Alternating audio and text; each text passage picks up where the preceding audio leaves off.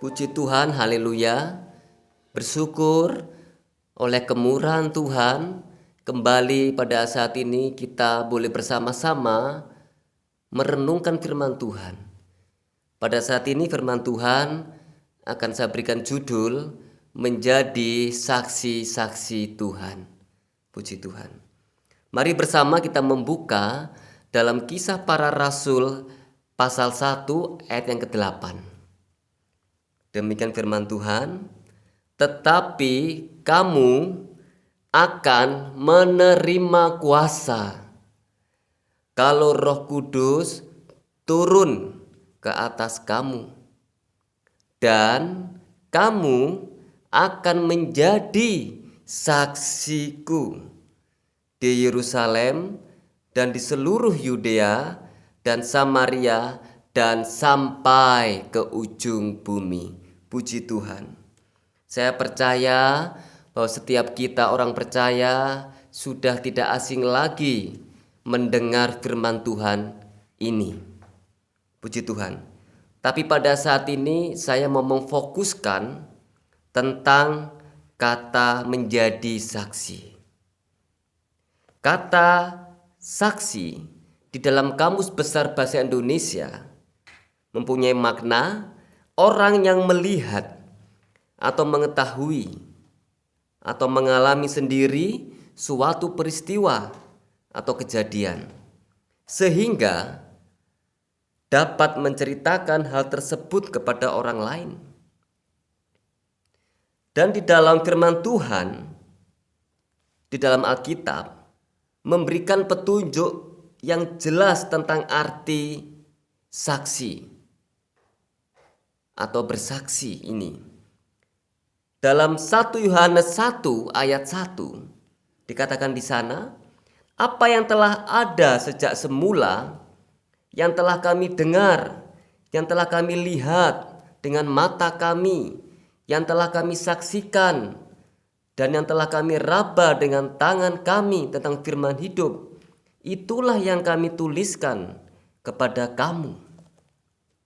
Bapak, Ibu, Saudara kita semua, saya percaya setiap kita masing-masing, pribadi lepas pribadi, pasti selama pengiringan kita mengikut Tuhan, menjadi orang Kristen, kita pasti pernah merasakan, mengalami pertolongan Tuhan. Kita pasti pernah berdoa, bergumul kepada Tuhan. Dan doa pergumulan kita, saya percaya bila kita doakan dengan sungguh-sungguh, dengan penuh iman, Tuhan menjawab. Dan saya percaya kita menjadi orang Kristen setelah sekian lama, jika kita sungguh-sungguh belajar firman Tuhan, kita sudah banyak merenungkan ajaran Tuhan Yesus. Dan kita sudah banyak mendengar hamba-hamba Tuhan menyampaikan firman Tuhan. Dan saya percaya kita sudah menerima banyak sekali cerita-cerita tentang kisah-kisah di Alkitab. Bagaimana kasih Tuhan, ajaran Tuhan tentang mengampuni, tentang memberkati musuh. Dan saya percaya apa yang kita dengar, yang kita alami selama kita menjadi orang Kristen ini, kita tidak mungkin menyimpan itu untuk diri kita sendiri. Tidak mungkin kita akan pakai itu untuk hidup kita pribadi saja. Dan saya percaya akan ada kerinduan, akan ada dorongan kita untuk menyaksikan pengajaran Yesus yang sungguh indah ini kepada orang lain. Dalam kesaksian yang terutama memang adalah kita harus menjadi teladan. Teladan dalam kehidupan sehari-hari, di mana orang bisa melihat kita. Tetapi juga dalam bersaksi, penting kita untuk menyampaikan fakta-fakta Injil yang tidak dapat diganti oleh unsur lain. Dalam 1 Korintus 15 ayat 3 dan 4 dikatakan di sana, Kristus telah mati karena dosa-dosa kita. Kristus telah mati karena dosa-dosa manusia.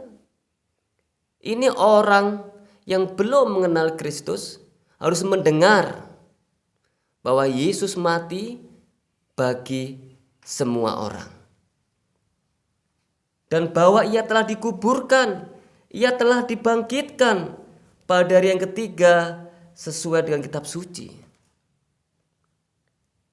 Dalam Kisah Rasul 4 ayat 12 dikatakan juga di sana, dan keselamatan tidak ada di dalam siapapun juga selain di dalam nama Dia, nama Yesus. Sebab di bawah kolong langit ini tidak ada nama lain yang diberikan kepada manusia yang olehnya kita dapat diselamatkan.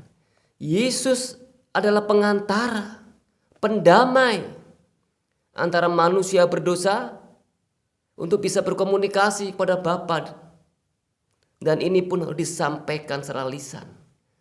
Kesaksian kita adalah kesaksian yang memproklamasikan Yesus sebagai pemenang, penebus dosa manusia. Berikut adalah beberapa unsur-unsur kesaksian pribadi yang kebanyakan kesaksian-kesaksian yang disampaikan dengan unsur-unsur ini biasanya berhasil. Yang pertama, kita bisa bersaksi dengan langkah pertama, bagaimana keadaan hidupku sebelum aku menerima Kristus. Yang kedua, bagaimana aku berjumpa dan menerima Dia. Tentunya melalui berbagai cara dan keadaan Bapak Ibu kita semua menerima Yesus. Dan yang ketiga, bagaimana keadaan hidupku sejak aku menerima Dia. Kita adalah pelayan-pelayan Injil. Kita semua adalah pelayan-pelayan Injil. Kuasa untuk memberitakan kabar, terutama di surga dan di bumi, tidak diberikan kepada para malaikat, tetapi kepada manusia-manusia yang telah ditebus. Setiap orang Kristen harus menjadi saksi. Dan kita dapat memuliakan Kristus dalam kehidupan kita sehari-hari. Dan khotbah yang terbaik adalah yang bisa didengar dan sekaligus disaksikan. Puji Tuhan. Setelah kita menerima kuasa Roh Kudus punya maksud. Kita harus menyaksikan kuasa itu.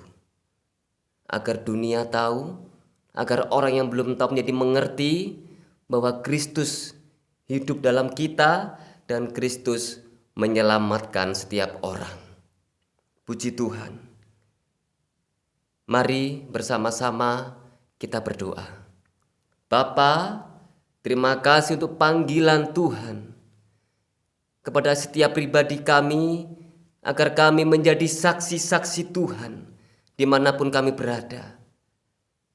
Kami semakin mengerti bahwa kuasa yang Tuhan berikan kepada kami, kuasa itu memiliki tujuan agar kesaksian kami boleh semakin efektif. Terima kasih Bapa. Berkati sidang jemaat-Mu di Lembah Dieng. Setiap pribadi, setiap keluarga, semua Tuhan, di dalam penyertaan perlindungan Tuhan. Terima kasih Bapa. Ini menjadi doa syukur sembahyang kami.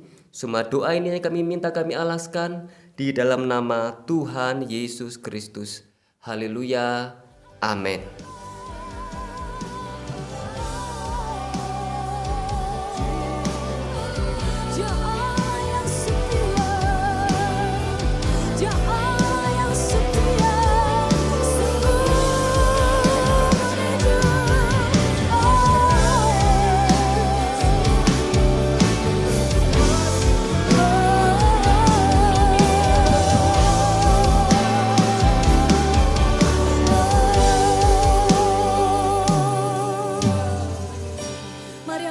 Tangan kita, angkat hati kita menyembah Dia.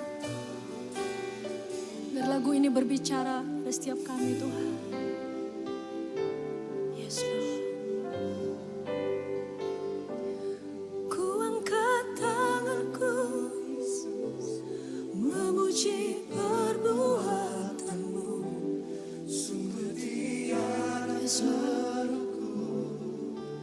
Kasih setiamu dalam naungan sayapmu, ku mau terus menyembahmu.